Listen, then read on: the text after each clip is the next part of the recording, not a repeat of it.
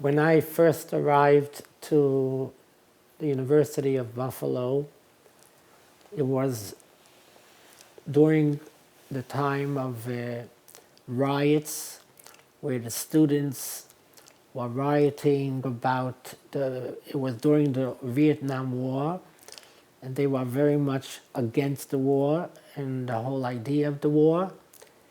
And the place was really a pressure cooker.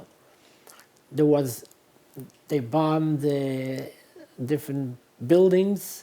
There was riots. They were shouting in the Union. People were like, as if everything is being decided in the University of World Politics. And it was an amazing situation. Besides that, it was during the hay season of hippies, where they were rebelling against establishment, bourgeois Americans, and the students were searching. There were students that were interested, searching for meaning in life. They went to different religions, all kinds of way out things that today we couldn't even imagine if students would do that. But in those days, people were really rebelling of whatever's going on around them, and they were searching for meaning in life. Even politically, they were very involved in idealism, in how the world should run. And I was a foreigner, had no experience whatsoever with working with students, and of course not this type of students that they're on fire. This was like a very, very, you could cut the air. It was so intense going into the Union. So to give you just a little background, before I came to Buffalo, I needed to know how am I going to, what happens if students ask me certain questions that are on the table. And one of them was, what is my opinion, or what is the Jewish opinion about the Vietnam War? If I don't say the right thing, they were very much against the war, but I had to have what to answer. So I really asked the Rebbe, the Lubavitcher Rebbe, before I went, what will I answer if they would ask me what is the Jewish opinion about the Vietnam War? And the Rebbe that time told me that you can't give an opinion about the war because the issues are not really known, and what the whole issue is about the Vietnam War, and therefore you can't give a Torah opinion when you first have to know what the issues are. So that was like, thank God, that was the easy way out. On the other hand, there was another question I asked the Rebbe, which was something inevitable that this will come up. What is the difference between a Jew and a non-Jew? Which means a lot of people have this question, do Jews feel that they're better? Are they the chosen people? Blah, blah, blah. What should I answer if they would ask me what is the difference between a Jew and a non-Jew? And on that, the Rebbe said that I should answer, it's like a contractor who's building a house, that you need to have all kinds of different people. You need a carpenter, you need an electrician, you need a plumber. Everyone has a role, and without each and every one of them, the building could not be completed. But everyone has to know what is their role.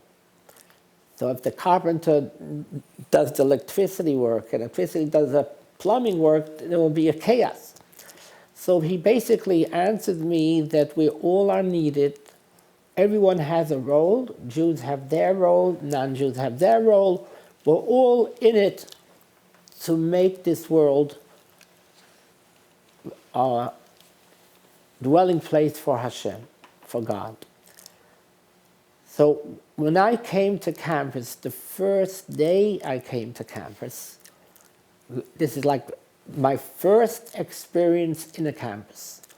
I walked into the Union, I went downstairs, it was called the Ratskeller, and there are people playing poker there, and there's people, and I just innocently see a Jewish person. He looked so Jewish on his face. Well, to make sure that he was Jewish, so I asked him, "Are you Jewish?" That's all I needed. I'm asking him if I was Jewish, and if I'm not Jewish. And he got into a hole, he turned red, this student, and he said, if not his father, respect out of his father, he would punch me in the nose. Because asking such a question, if he's Jewish, as if there's supposed to be a difference. So you could imagine where the students were in those days, that just to ask a question, are you Jewish, was something wrong. As he's talking to me, a whole bunch of hippies made a circle around me. My heart fell out. They were gonna attack me. And I just got out of there. Just left the Union. I said, this is not for me. I'm getting out of here. That was my first Shalom Aleichem on campus, that even to ask a person if he was Jewish was not exactly the right thing to ask in those days. Anyways, but I realized that this is my place and I have to start trucking. So I came, the busiest place and the best place to meet students would be in the student union. And in those days, the student union was, thousands of students went through the student union either to get lunch, either to get to a class. It was like a stopping place where you had an opportunity to meet masses of students. And many of them, of course, were Jewish. So the first thing I did was set up a table in the union. You are permitted to set up tables. And a table means that you could put on the tables all kinds of publicity or brochures or anything. And once you have this table, you could call a person over to the table and you could have a discussion with him. And that was a very opportune time to meet any kind of a student. So I set up a table in the union, and to get attention, I had a big picture of the first Lubavitcher Rebbe, which is a very, very dynamic picture, and I set it up in the height, and I had all kinds of things on the table, like a shofar, like things that people would, like, what is going on here? And then I had, in those days, I had a record player playing Hasidic music, but I blasted the music that was playing every day, this music, just for people to turn around and say, what is going on here? Who is this weird guy with this black hat and beard playing this music and has these crazy things on the table that, so I really attracted attention. And once a student would go by and sort of turn around and look, I would call him over, if it's a girl or if it's a boy, and start, hello, how are you, what are you doing? And that's how slowly I made inroads to meet so many Jewish students who would never identify with anything, but I didn't wait for them to come to me. I sort of was aggressive, and I came to them where they are. So you can't imagine the impact of every day in the union, people passing by, and I'm stopping them, and I sometimes give them a brochure, I give them some to put on tefillin for them, or to give a Jewish student a candle for Shabbos, a brochure about Shabbos. This was a tremendous opportunity to reach out to the unknown. You don't even know who you're stopping, but that was a tremendous way to get to the masses. I do have to admit that I caused a lot of accidents because there were a lot of students who didn't want to see me. And they went as close as they can to the wall to remove themselves from me stopping them. So they bumped into a wall. I caused a lot of accidents. But those people, it didn't help them, because when I noticed that they're going this way, I didn't wait by the table. I walked around and I went to see them. So there was no way of escaping me, because anybody who didn't come over to me, I went over to them. And I would go all around the union, and I would stop people and ask them, what is your Jewish name? And how did you know I'm Jewish? And believe it or not, just later calling them by their Jewish name got to them, because the Jewish name that you have is very deep in that's really who your soul is. Your DNA is your Jewish name. So when I call a person Yaakov, Moshe, it brought out such incredible things in the student or the girl that, hey, I'm Jewish. And even Jews who didn't even want to admit that they're Jewish in the beginning, once I found their name, I got their name, and I called them by that name, it was over. They're one of us. I even remember that there was a student, unfortunately, who went to the Hare Krishnas, and he was dressed like the Hare Krishnas, and they bald their head, and they have a whole garb, and they look awful. They looked like total off the walls. And that boy was once a yeshiva boy who went to yeshiva Flaptish, he told me, and his name was Moshe. Now the Hare Krishnas call themselves by different names, some Indians' names. And when I would every day see them and say, hi Moshe, how you doing? You cannot imagine what that did for that student. So that was a very powerful. So there are people who, just by calling them by their name, or by calling them over to the table, having an experience of coming, putting on tefillin for a girl to have a Shabbos candle. There are so many different ways when you have a table in the union, you have through different mitzvahs. If it's, let's say, on Sukkot, to give them to hold a lulav and esrog. Thousands of students experienced a mitzvah on the go.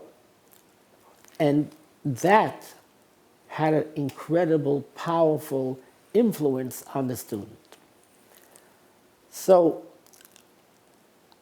let me say this.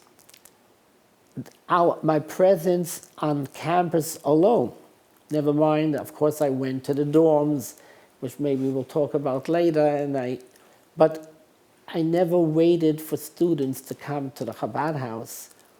I went to where they are and followed them. I even went to bars and hung out with students in the bars, in the dorms. In those days, we were able to go to the dorms. Now I don't think you just walk into a dorm, but in those days you could. So I never waited for anyone to come to me. I went to look for them. And they felt that I really cared for them. Why would I, go all over looking for them? So that feeling that they have, that they mean something to someone, and they belong to the Jewish nation, that had a very strong impact.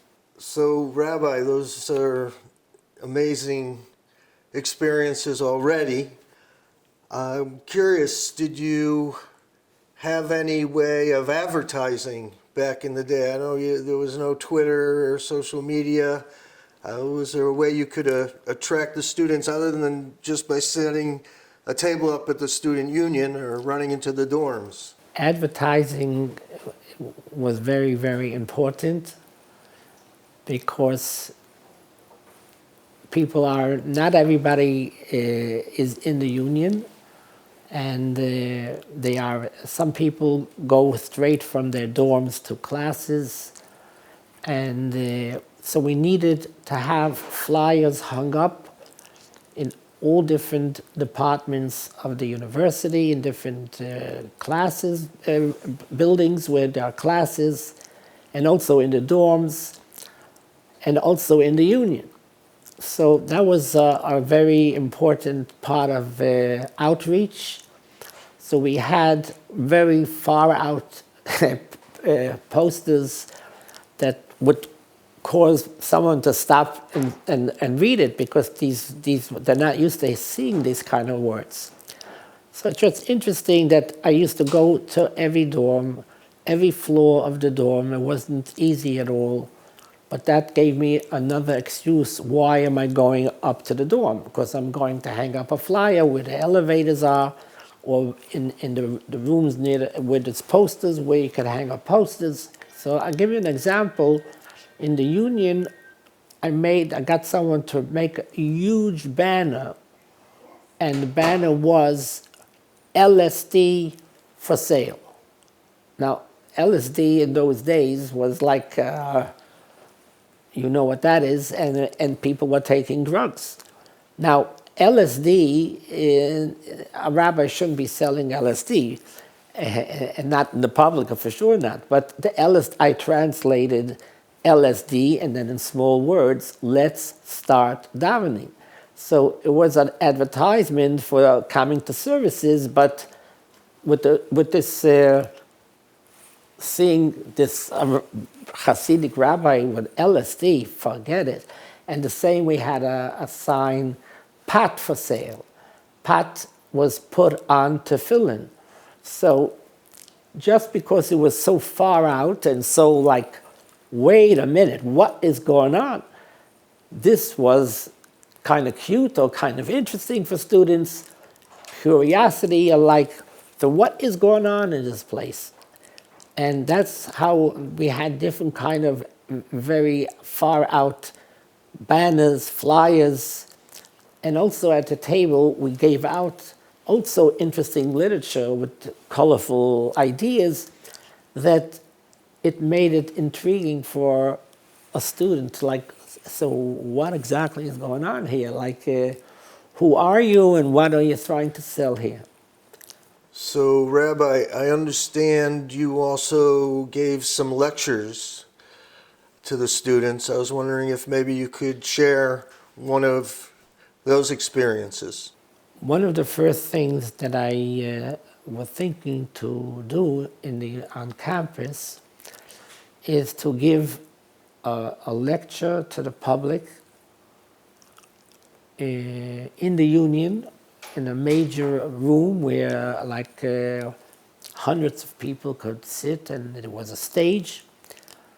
And it was a little gutsy for me because I never did this before, and especially to speak for students in the hippie generation. But I did have the guts, thank God, and I organized to give a lecture on Jewish mysticism. Jewish mysticism in those days would be the best idea, because they were into different religions, they're interested in spirituality, and here I'm going to give a course, a lecture in Jewish mysticism. So I get up on the stage, and I began talking about different concepts in Jewish mysticism. And there must have been at least 300 students there listening. And it was I was sort of nervous because I don't know what they're going to ask. And I have to have an answer right away, and it has to be, that they would hear it and not debate it. So I remember also I had another problem that I didn't speak so well English, and there was a lot of words that they would ask me that I never even heard that word. So this was going to be imagine a yeshiva boy coming out of yeshiva on a campus lecturing to students, and this was pretty gutsy. So I remember that one of the students in the audience asked what was my opinion about clairvoyance. What does Jewish mysticism feel about clairvoyance? I never heard that word. I don't even know if that's something that you put into soup or into coffee. I had no idea I never heard that word. So God blessed me, and I came up with this answer that I said this deserves a whole evening for itself, so I can't discuss it now because it's going to take up too much time. Wow, was that close? Imagine if I said, I don't know what you're talking about. And there was also other interesting questions, just to give you an idea. Those days, the whole issue of birth control was also an issue. So they asked me, what is your opinion about the pill? I never heard this terminology, the pill. So I said, there's nothing wrong. If you have a headache, you could take a pill. But you can imagine what they thought when answering this answer. But anyways, there was a lot of very cute things going on there, but it had a very big impact on the students, what I had to say, and the message really was that the Jewish religion has everything in their own religion. We don't have to go shopping to Eastern religions, that Jewish mysticism is a part of our religion, a part of our culture, and it's very, very interesting and intriguing. And I spoke about our belief in resurrection of the dead, where in those days no one knew that we believe in resurrection of the dead. And unfortunately, it's so basic in our religion that we say this every day, 3 times a day in our prayers, that we believe in the resurrection of the dead. But the average Jew and the average student never heard of this. This sounds like so far out that we believe in resurrection of the dead or we believe in reincarnation. This is something they couldn't believe. So when I spoke about reincarnation and that most of us are reincarnations, this was very, very interesting for people in those days. In addition to the lectures, were there any formal ways you were able to connect with the students on campus? The most successful program in my life on campus was teaching in the university accredited courses. The fact that I was able to teach in the university accredited courses is a pure miracle without any logic. What I was instructed by the Rebbe, which is very, very unusual, that I should not teach on campus unless it's for credits.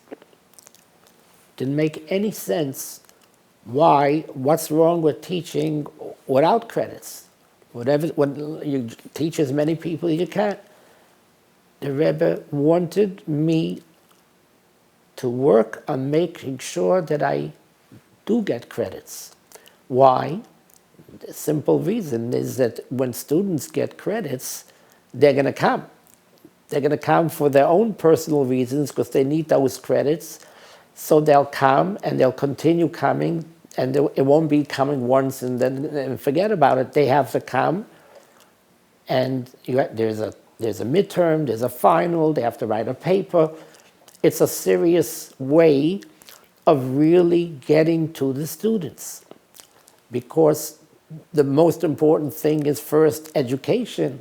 They should know, what does Jewish religion have to offer? So the Rebbe knew that is the most effective way to get to the students, through education. So he said I should not teach on campus unless it's for credits. And when the Rebbe told me this, I never went to a university. All my life I learned in a yeshiva. I was an ordained rabbi. I was an ordained judge. But I didn't go to a regular secular college. How am I going to get into a university and teach for credits? But the miracle was that I wrote up a resume, and that my studies is equivalent to MA, and I did publish in many Jewish journals, thoroughly scholarly work. So by miracle, the university accepted my credentials, and they allowed me to teach on campus. So this was amazing. And once I was permitted to teach, I made up a curriculum to teach 3 different courses. One was Jewish mysticism, one was Hasidic philosophy, and one was Hasidic music as literature. This one was a miracle on a miracle. Why? Because in the University of Buffalo at that time, the music department was a very, very popular department. It was highly regarded as a top musical institute. So there were many, many students who wanted to get credits under the music department. So I was able to attract a whole different kind of a student who are into music. And I gave a course on Hasidic music as literature. Now, how in the world, what am I going to do teaching? What is that going to be? So it's all with the help of Hashem, nothing to do with me. In those days, there were no videos or cassettes. It was the only record players. So I had a course, and I played Hasidic melodies and explaining the whole background of this music. What is this song? What's behind the song? Who sang the song? What was the message of the song? And that we had in the first semester, I had in every class, I must have 40 to 50 students per class. So that means I was able to teach 3 courses able to reach to, let's say, 150 students who never knew anything about Judaism, and because they needed the credits, they were interested to get the credits. Why not? I'll take the course. And I was able to get to so many students And I do have to say that any student who registered to my classes, I just took down their telephone numbers. I kept in touch with them. That means that every student that took the course, he is hooked, he's finished. Because I would invite him for Shabbos, I would invite him for this program, for that program. So that, it was not only the course, that was my key to get to the student. Once a student took my class, it was over. I was after him, I would stay in touch with him, I would call him, we had a relationship. And that's how I was able to bring back hundreds and thousands of Jewish students who went through these courses over the years. It was me, my sons, we all taught credited courses. Many of these courses had a lot of students. There was times that I had 100 students in the course. Now you could imagine over the years, thousands and thousands of Jews took these courses. And so many of them were affected in such a deep way that eventually they became involved in Judaism and they married into Jews and sending their children out to Jewish day schools, etc., etc. It all began of having this strong impact by teaching them in the university. And the more I taught, the more I was able to, I came up with new names. I taught business ethics, medical ethics, women's studies, women in history, Jewish women in history, Jewish women in literature. 20 different courses were taught, all credited, open to everyone, but I was mainly interested in the Jewish students. And this was an opportunity to get to students who never, ever be interested in anything, but they wanted to take the course for whatever reason, and that was the hook to get them into Judaism. So I do want to say that the success was getting stronger and stronger in reaching out to the students on campus. And eventually I even got to teach in the law school. And law school is like considered graduate school. And by teaching in the law school, I went further, and I once had this idea. I would like to meet some Supreme Court justices. First, initially, it was to get them, to invite them to speak in the law school. And that took a lot of guts, because what connection do I have to the Supreme Court? But I did that. I made appointments to Supreme Court justices. At that time, I had a very good connection to Supreme Court Justice Scalia, who had a tremendous respect for Jewish law. And I got him to agree to come to give a lecture in the law school. And when he came, there were at least 1,000 professors and lawyers and judges at this lecture. From then, once I got a hold and became friends of Justice Scalia, I went further and befriended Justice Breyer, and then Justice Ginsburg.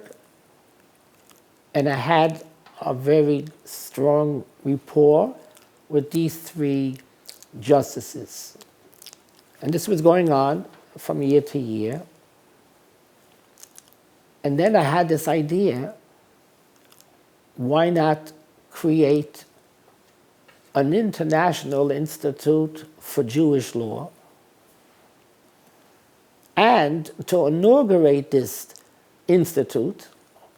There should be a dinner at the Supreme Court with these justices. This was, again, something really gutsy because I didn't even have like a real institute yet. Like, an institute, to organize an institute, you need a lot of things going for you. You have to have a lot of money and a lot of whatever.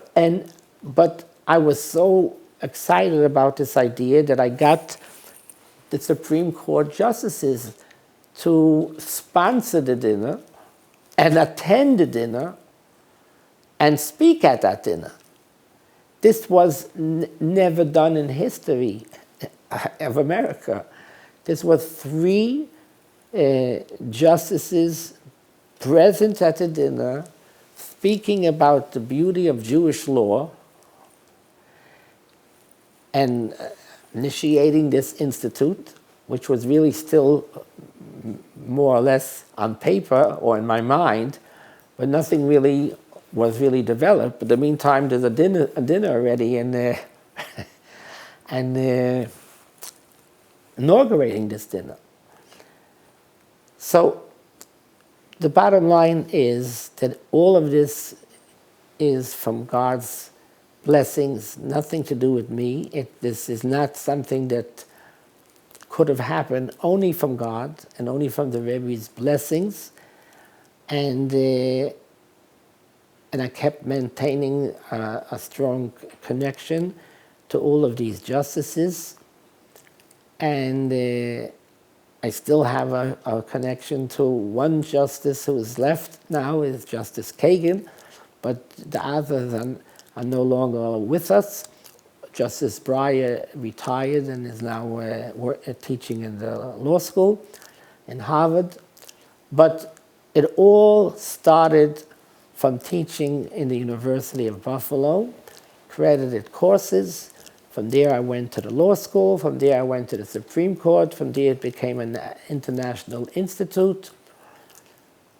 And it just shows what can be done if you don't give up and you keep on trucking.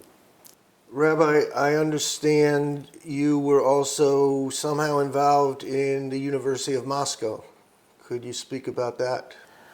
Amongst the miracles with teaching on campus, with all the things that with the Supreme Court, there's another major miracle, is I used to travel to Russia to teach Jewish people undercover when it was still communist Russia, before perestroika.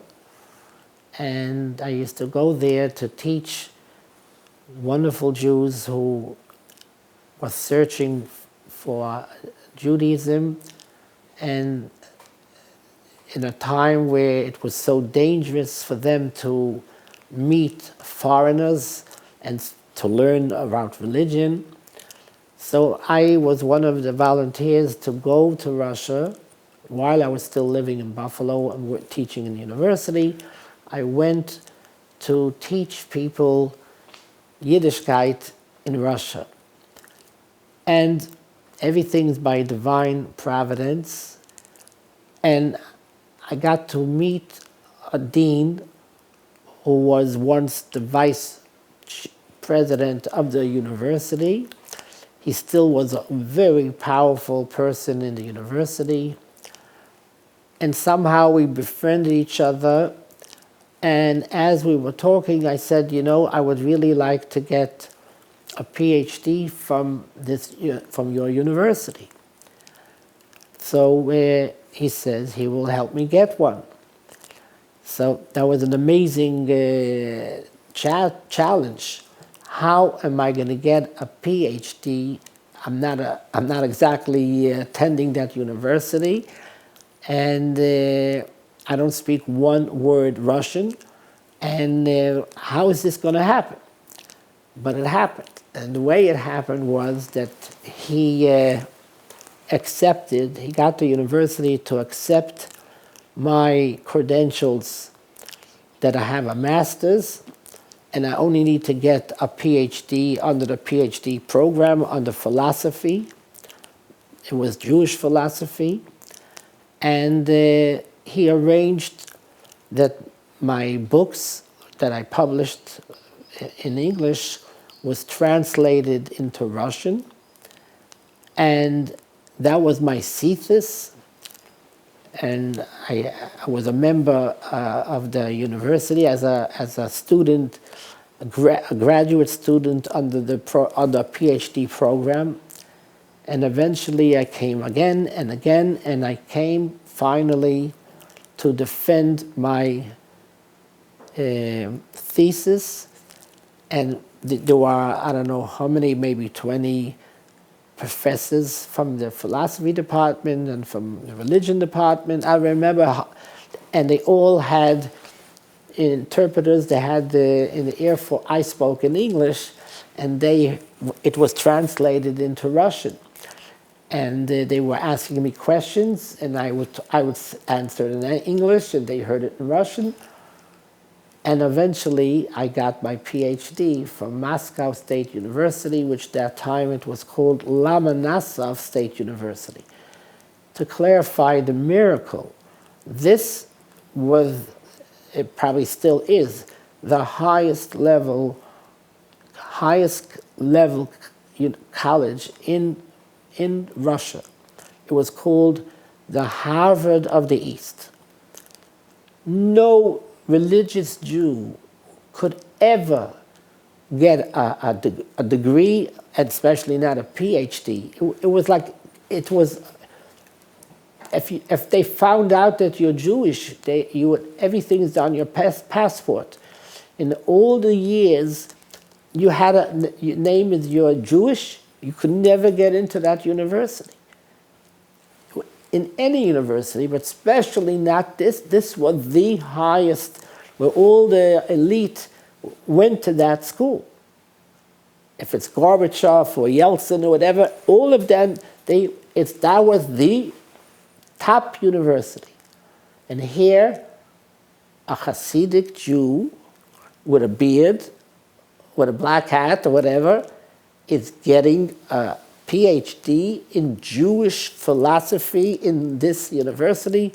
This is a miracle above a miracle above a miracle. But it happened. And this helped me, this PhD helped me to justify my teaching in the law school, or in general, that I have that degree too with me.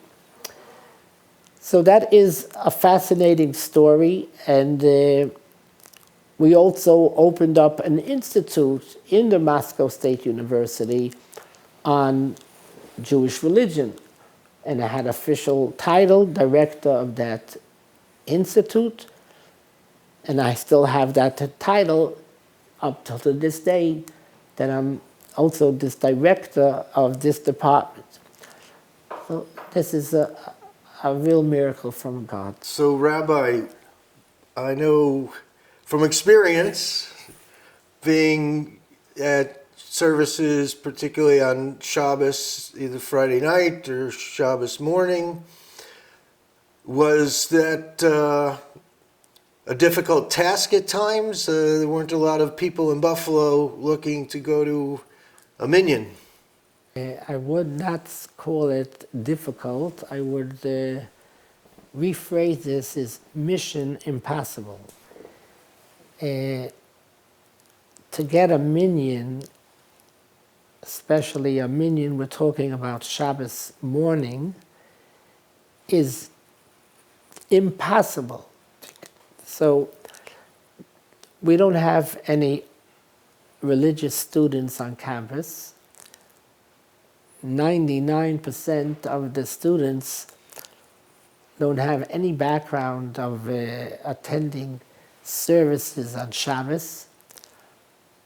And so how do you get a minyan on Shabbos? I'm basically short 9 for a minyan. Every Shabbos I have to start from 0. In other words, the campus on Shabbos is like a funeral parlor. You don't hear a pin drop.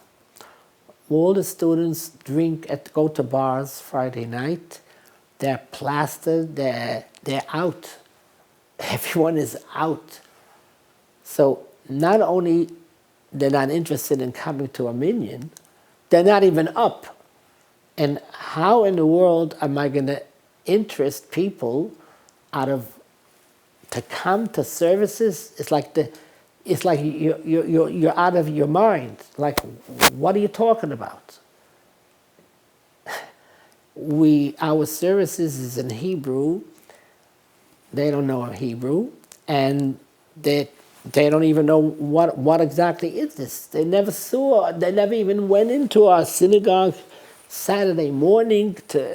They don't know what you're talking about. But nevertheless, that doesn't change the fact that we got to get a minyan. Now, it's not so much the minyan is another way to get to students.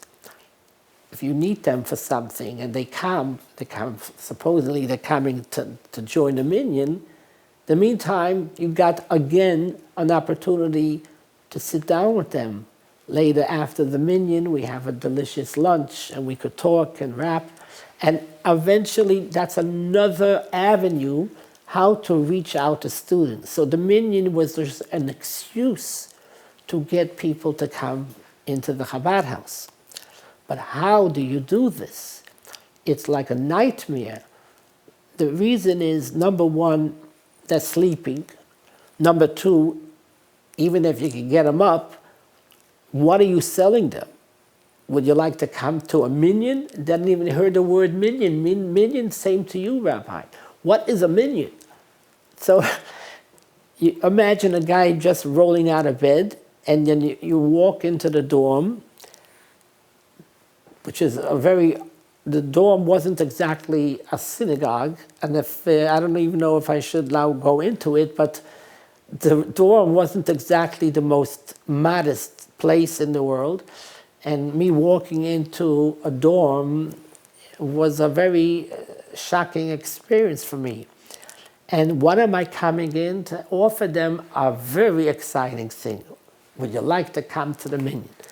So then there is another problem. You get to talk to one person, try to convince him to come. Let's say he agrees to come, and then what? He's still missing 8 more. So what do you tell him? Wait here till I get the rest? He's not waiting around. You send him to the Chabad house. How long is he going to stay there looking at the trees till you get the rest of the students? While you're getting the rest of the students, they leave already. So getting a minyan together was almost like fiction.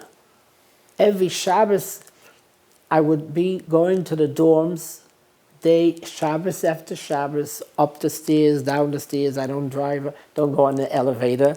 Up the stairs, down the stairs, knocking on dorms, getting people. Then someone says, maybe I'll come. You don't know if he's coming. You have to wait till he comes. You wait till he comes, then you have to get the rest. You have to rest, then these guys leave. A minyan was like a nightmare. But by 3, 4 o'clock in the afternoon, I eventually was able to get the minyan.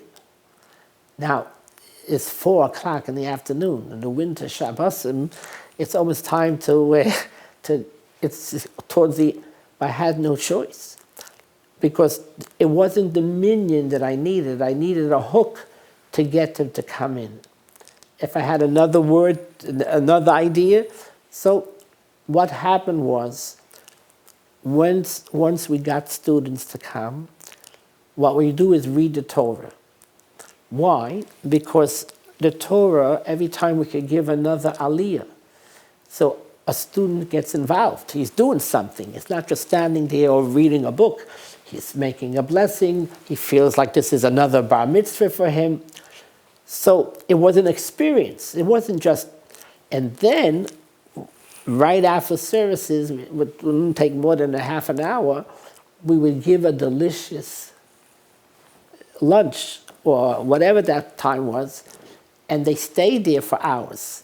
So this was a tremendous experience, a way of reaching out to students and having some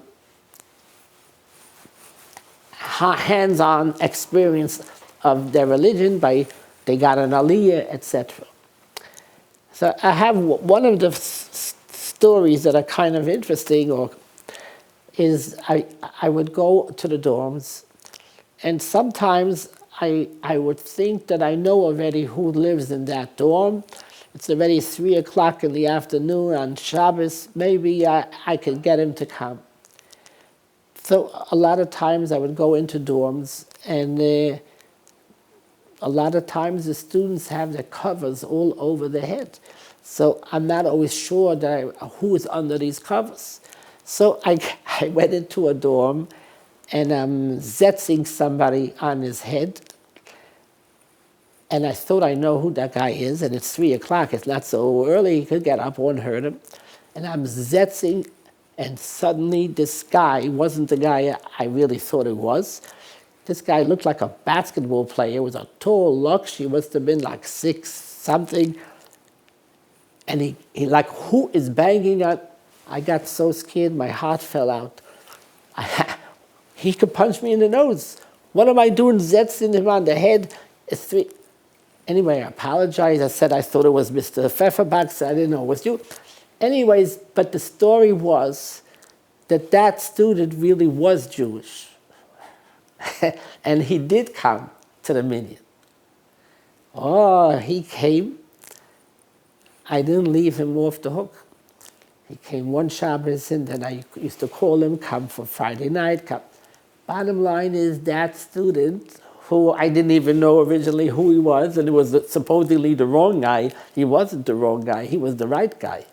And this boy eventually took my courses, and many years later, this boy was in an office in Manhattan. He left university already, and he's an adult, and he has an office.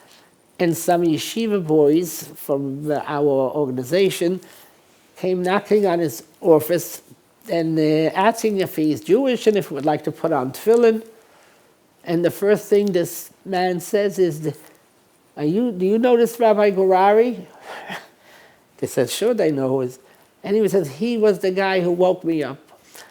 Bottom line is, the boys told me about this, and I called him up, got his number and called him up, and we had a whole beautiful dialogue how his introduction to Judaism was that I woke him up 3 o'clock in the afternoon by mistake, and it wasn't a mistake. It was all meant to be. So I had a lot of exciting experiences knocking on the dorms and not knowing even what are your chances that they're going to come. And I have a lot of young people today who are very observant, that all came and have families and are totally involved in the Jewish religion.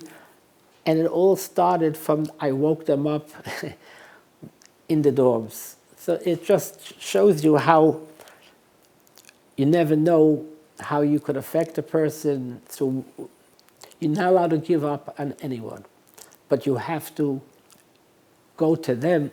Don't wait for them to come to you. So that is my story in the dorms. I just want to also explain that every Shabbos, before I went to the dorms, I would sit in a cafeteria Shabbos morning, because some people get up to eat breakfast. You don't know where they're coming from, and that would be a good place to maybe find any Jewish students would like to come to the Minyan. But it was a very depressive kind of work. I'm dressed in Shabbos clothes. I come from a whole different background, and here I'm walking into a cafeteria in the winter in Buffalo, and students are so out of touch. They have no idea, Shabbos, not Shabbos. And here I have to wait and look at them, size them up. What is my chance if, are they Jewish? And what is my chance if maybe I could ask them would they like to come? So it's very difficult work, but the rewards are incredible. So, Rabbi, I remember very well, you were well established, Baruch Hashem, right across the University of Buffalo, Main Street, right in Buffalo. And then what do? They build a huge, beautiful campus in the suburbs. So now, what do? So the first place that we got was on Maple Road, Maple Mere and Maple. The Chabad house lasted just for, I think, 1 year. And on Shabbat, on Saturday, we had an alumni weekend. My parents were there, and it was an unbelievable Shabbaton. But in the middle of the night, the kitchen got on fire. The cholent pot got onto the wires, and basically in the morning the whole building went to the ground. By miracle, my parents got out. The Sefer Torahs were taken out by the firemen, but the place went down to the ground. You could imagine how we felt.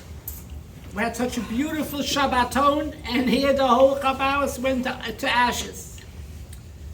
So that Saturday night, the first person, who am I going to contact that we are in big problems? I contacted the Rebbe, our holy Rebbe, and the Rebbe said that it's known that it comes from a tradition from way, way back, that after a fire comes something very special. So after you have a fire comes infinite mercy.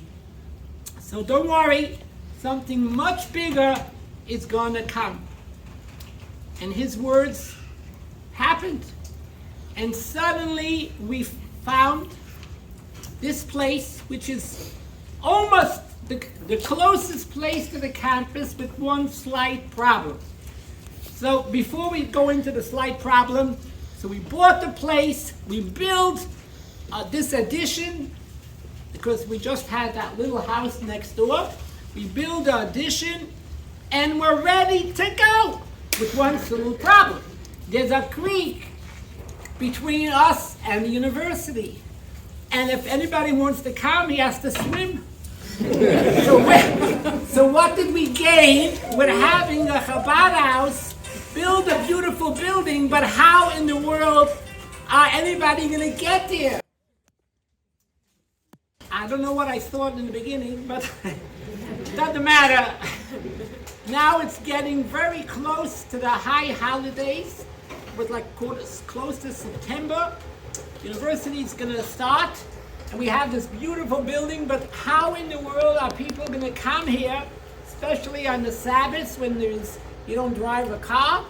And also, even with a car, you have to go a long way to get here. How is this going to happen? So I had a wonderful friend who was an engineer, and he designed a pontoon bridge to float on the creek. He made barrels. It was unbelievable. It was a beautiful thing. I don't know how much it cost at that time. I think he paid for it. He put up this pontoon bridge, and we were ready to roll. Coming Rosh Hashanah, the students are going to come on this pontoon bridge, and we're ready to go. I'm sure we all know there's a Rosh Hashanah, and what comes after? Yom Kippur. Yom Kippur is the holiest day of the year. To our mazel, this never happened. To Yom Kippur, somebody was canoeing When do you see a canoe on the creek? Somebody was canoeing, and he can't get past the pontoon bridge. He went berserk. He wanted a fish standing on his boat, on his thing. He can't even stand because it can't go through. He reported this to the conservation office and to the Navy and to the town of Amherst and to the university. The whole city was on roads. Who gave you permission to block the navigation? The canoes have to... No, who goes with canoes here?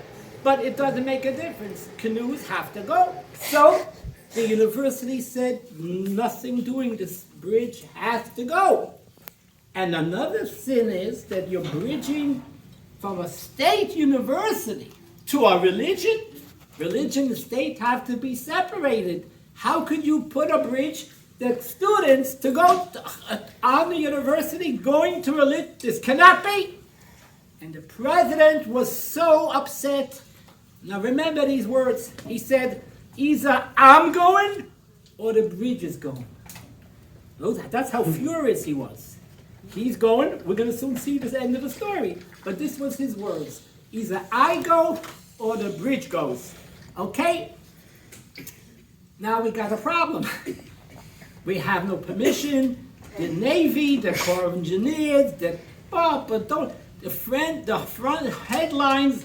I think the name of the paper was then the Courier Express. Is that correct? Yeah. The front headlines of the Courier Express was Chabad went one bridge too far. And we were really the meantime, thank God, we took our time. We're not taking down the bridge so quick. Meantime, so we went to tell to the university, well, you just tell us what kind of bridge you would like us to build, how high, and just give us all the specs, and we'll build a bridge that's high enough for canoes to go through and to stand on the canoe and the fish. Like, that's the biggest problem in life, is that you need to have the guy canoeing, fishing, standing on the boat. That's the criteria. Okay, no problem. So we get a set of core engineers, we get designs from big companies to design a steel bridge as high as it is now, with all the specs. Okay? So we're going to build another bridge, but you don't want us to... Anyway, it took a long time for us to dismantle this bridge. So that the meantime, we are building another bridge, but this bridge stayed. So in the meantime, people were coming for Shabbat and for your holidays, and we are having a great time. So now, there's a few problems. Number one, like, what are you planning to do about paying? You're ordering a bridge, it costs money. I don't know, Hashem gave me the guts. I told the engineers, don't worry about the money, just get it done, we'll worry later. And they, for some reason, they believed me. Anyway, so anytime they brought up money, I said, now there's no time to talk about money. We got to get it done by the New Year's. Anyways, this is not a joke. They designed a beautiful bridge, and anyways, comes the day that the bridge is about to come. It was made in another country, in another city far, and they brought this with major trucks. This bridge was coming, I don't know from where, Pennsylvania or from somewhere, and it's coming all the way to Plop. As soon as it's coming to Plop, guess what? COD. You didn't pay till now, no deposit, not a penny. It's coming COD. Does anybody know what means COD? It's not coming down till you pay. Anyways, what do? I didn't have a penny. I had no one was going to give me money. I said, what are you worried? University is going to pay for it. University, we're not a build bridger. We're helping the university students going from one place to another place. It's the university that has to pay for it. And if you don't believe me, you could constantly charge me interest for every month that we don't pay you. We'll all pay it up. The university will pay for everything plus the interest. So they plopped the bridge. This is not they plopped the bridge. They believed me. See, don't worry, the university is going to pay. The university is going to pay. The president says either the bridge goes or he goes. Guess what? By miracle, we found the Speaker of the House of Albany, of the state of Albany, was a Jewish guy. We got him here. He came to the university, he saw the bridge. Somehow, he told the president, the bridge is state, and the state, we will pay for it. So the state paid with all the interest, maybe a year or two interest, to the penny they paid for the whole bridge. Not finished, and the interest. You're not finished yet. Here comes the most fun part. But how do students, even there is a bridge, how do you get to the bridge? Sometimes it's muddy, sometimes it's snowy, they could slip. The university had to make a road to the bridge with an official sign from the university. Official sign, I think it's still up, I hope it's still up, with an arrow, Chabad pedestrian bridge. The university, who said not over their dead body, they had to make a road. And guess what happened? The day that road came, the day that the sign came, the president dropped it. Wow. Because he said either the bridge goes or he goes. So he had a choice. So he picked that choice. It was Dr. Ketter, if you remember. He checked out. The day that the bridge went up with the sign, he checked out. So that's the story of the bridge. That's a good story. So what's the message of the story? Nothing is impossible. You just have to want it with your whole heart, and God will provide. Rabbi, intermarriage was prevalent when you were in Buffalo. Unfortunately, it's still prevalent today. That must have been a big challenge for you. How did you handle intermarriages? Intermarriage was always a very serious problem, and the reason is quite simple. How can you blame a student for considering intermarriage when he doesn't know anything about who he is? He was never really educated to learn what means a Jew, what does it mean you are a Jew, and they know so very shallow, they hardly know anything about Judaism that you can't even blame them. A Jewish student, if you're lucky, had some kind of a Mickey Mouse bar mitzvah or bas mitzvah, which is really the biggest joke. They're not being taught religion. It's about a party. It's about a show. They laugh. They don't respect their bar mitzvah as something religious. It's like it was a party, a social event. So when they grow up as college age, what do they know about a haftorah? About that's the religion. It's the biggest joke. The teachers are not religious. The rabbi doesn't even believe in too much. Why should he not intermarry? So there was always this major problem that these kids, how do you make sure that they stay into the fold and marry Jews? Now, we're in a much more serious stage. Those days, I had to talk about intermarriage. Now, most of the students are products of intermarriage. Now you don't even know who you're talking to. because they could have a name Schwartz or a name Goldstein. If their mother is not Jewish, they're not Jewish. They could think they're Jewish, they could have a nice bar mitzvah and whatever, they had chopped liver, whatever, knishes, but they're not Jewish if their mother's not Jewish. Today, you look at a face, you can't even tell on a face who is Jewish. Because if their father is not Jewish, they might look like their father. So we have now much, much greater problem of intermarriage. We don't even know who is who. But in those days, it was a little better. Jews somehow still knew that they were Jews. But you had to make sure that they're going to be strong enough and know more about themselves to want to stay Jewish, married Jewish. So one of the things we did, which is very interesting, I came up with this idea to show a movie, The Schindler's List, which of course is about the Holocaust and about the terrible atrocities that took place. And right after this movie, I announced that there's going to be a lecture about the movie. And there was a tremendous attendance to that movie. Students came to watch the first time a Schindler's List.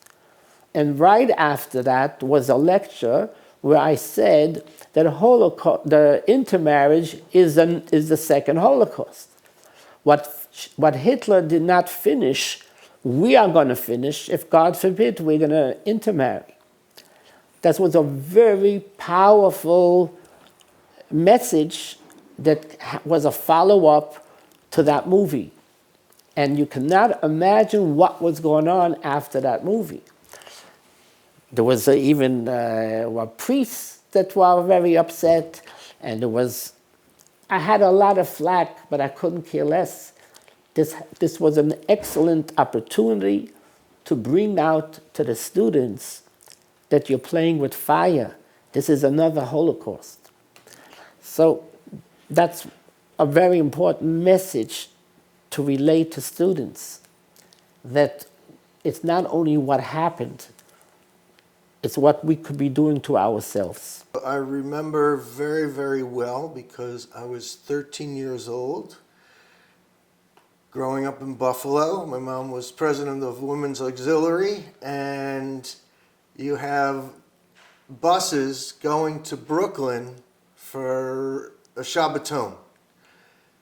So I actually went twice. I saw things I've never seen in my life.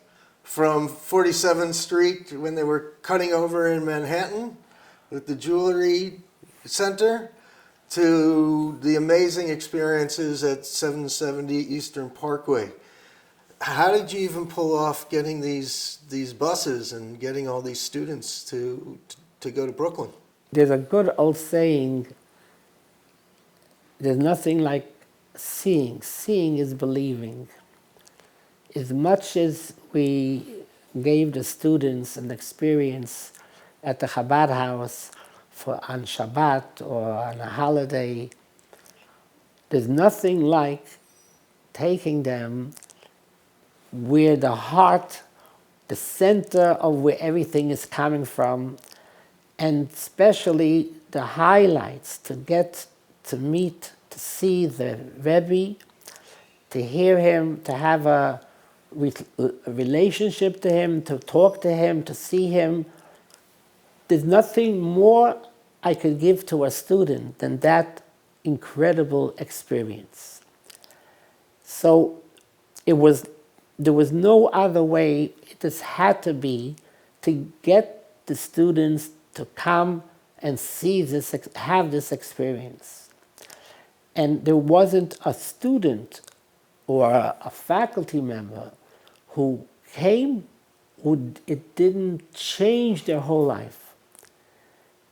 The electricity, the energy of being at that place, seeing the Rebbe, hearing the Rebbe, was the highlights of their lives.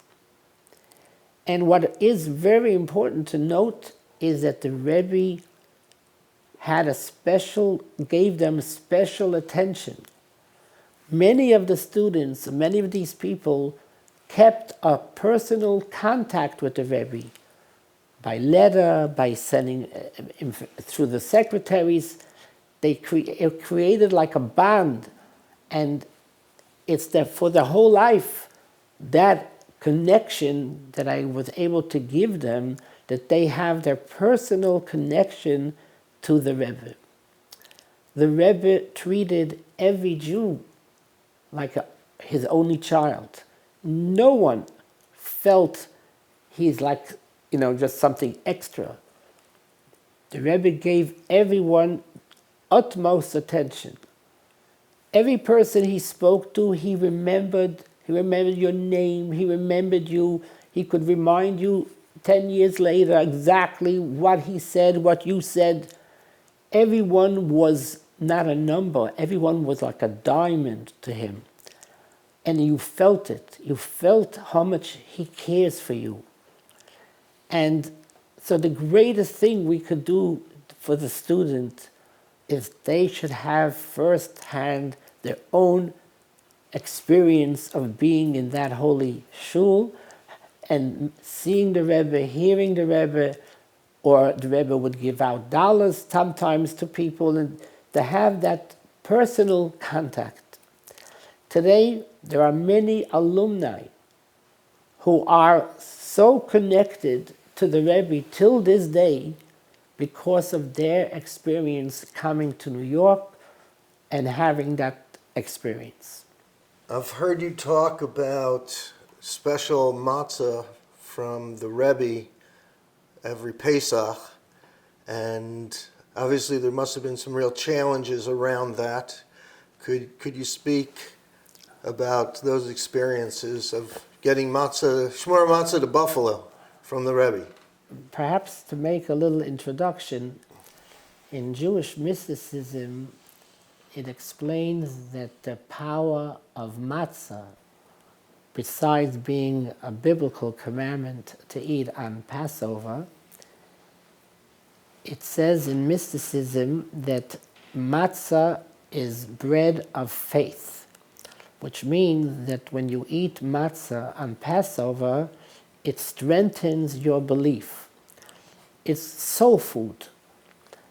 And the Rebbe, thank God, had a custom that Erev Pesach, right before the Seder, that afternoon, he would stand on his holy feet and give to every person who passed a piece of matzah that he would be able to eat at the Seder. There's no words how to describe. If matzah is bread of faith, there's nothing more important that a person needs is strengthen his faith. And if it comes from the Rebbe, he's giving this. This means that you have this incredible holy matzah that could give you beyond words. So living in Buffalo, knowing that the Rebbe is giving matzah out to whoever comes, there was a line for hours right before Pesach. How are we going to get this matzah? But how could we not have this matzah?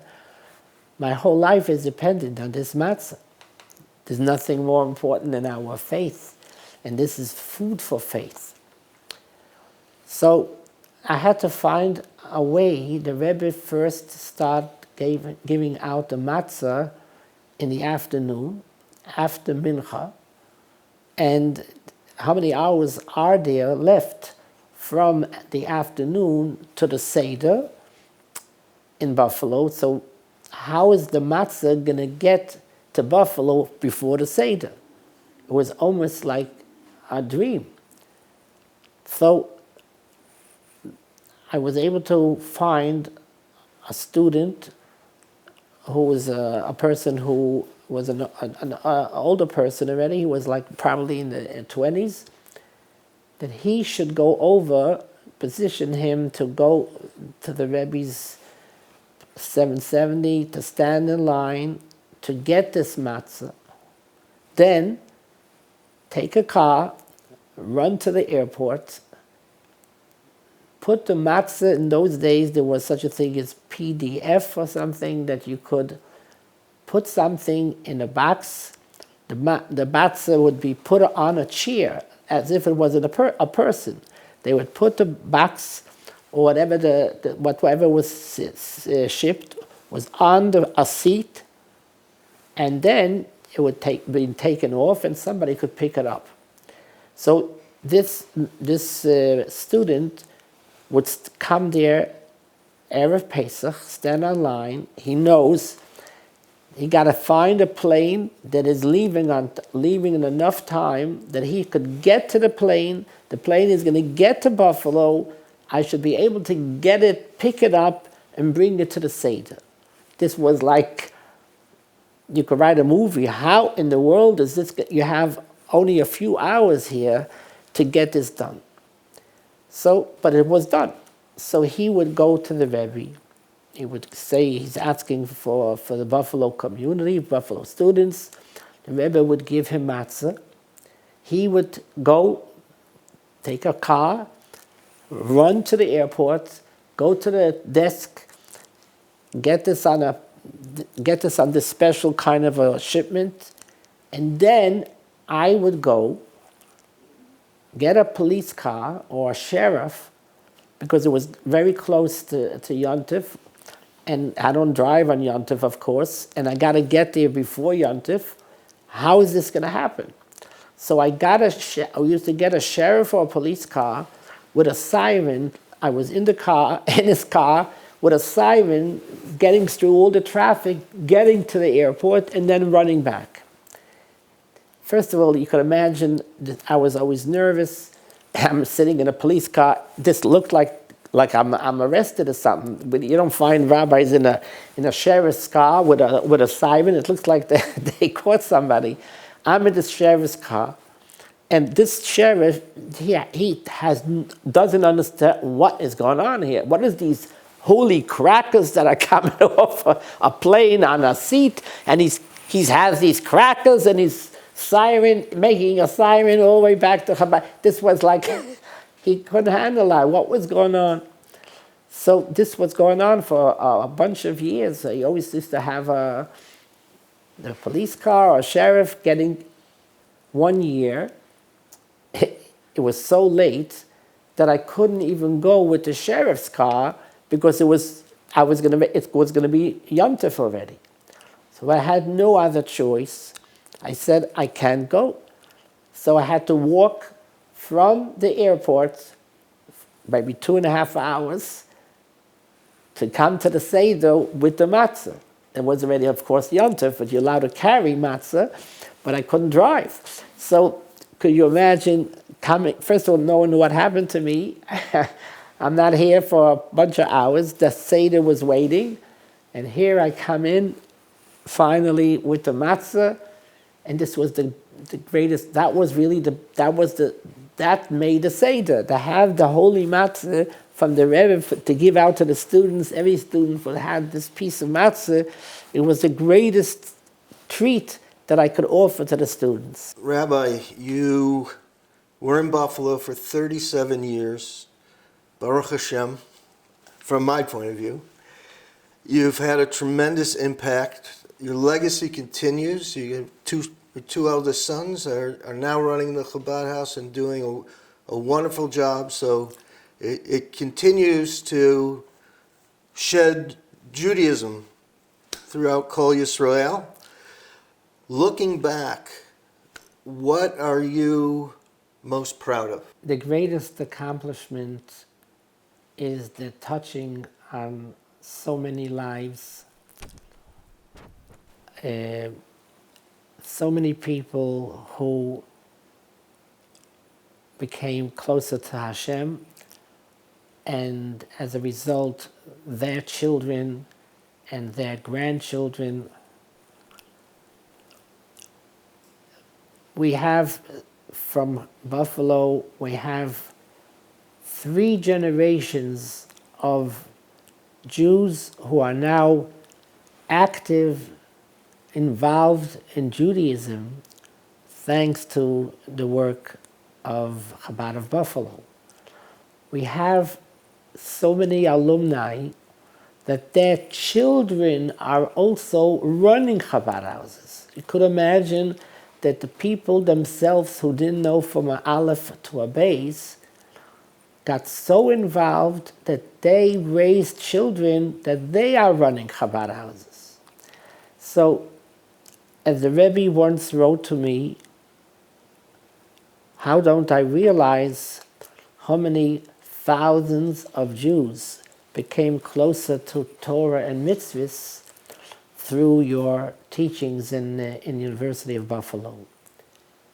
Another thing I must admit is I was privileged to found more Chabad houses. I opened up a Chabad house in Rochester, in Syracuse, in Binghamton, in Cornell. You're talking about thousands and thousands of students. If you put together at least 100,000 Jews a year, and imagine this multiplies from this Chabad house of Buffalo, it branched out to Rochester, to Syracuse, to Cornell, Ithaca, to Binghamton, and they're doing this more and more and more students. So it's not only the students of Buffalo, but the thousands of students throughout the upstate New York. And I think there's no greater accomplishment of bringing Jews closer to their heritage.